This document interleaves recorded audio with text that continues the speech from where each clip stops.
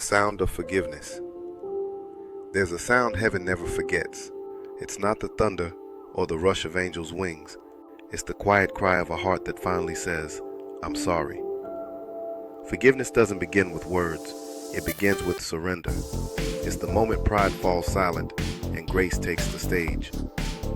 I used to think forgiveness was easy. A word, a prayer, a moment. But when I looked in the mirror of my own sin, I realized forgiveness cost blood.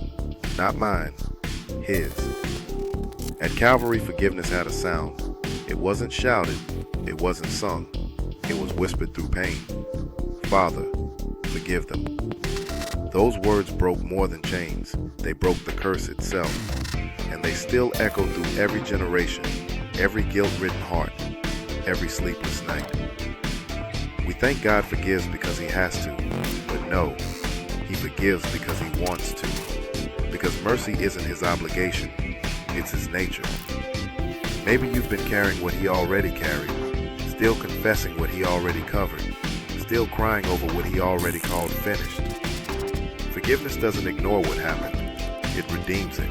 It doesn't erase your past, it rewrites it. And the sound of forgiveness is not applause, it's peace.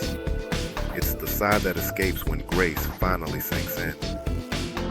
When you forgive yourself, you're not dishonoring God, you're agreeing with Him. You're saying, if He called me clean, then I will stop calling myself condemned.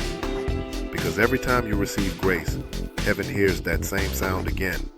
The sound of nails, the sound of love refusing to stay silent, the sound of forgiveness. Maybe that's why Jesus said, "Your sins are forgiven."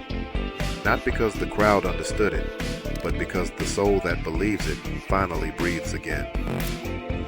There's no music more beautiful than mercy in motion. No worship more holy than a sinner made whole. So if you're listening right now, wondering if you've gone too far, hear me. Grace still has your name on it. Forgiveness is not a one-time offer. It's an eternal frequency. It began at the cross and it never stopped playing. You just have to tune your heart to hear it. Listen closely. That faint rhythm inside you, that's not guilt. That's grace pulsing beneath the pain. That's heaven reminding you, you are forgiven.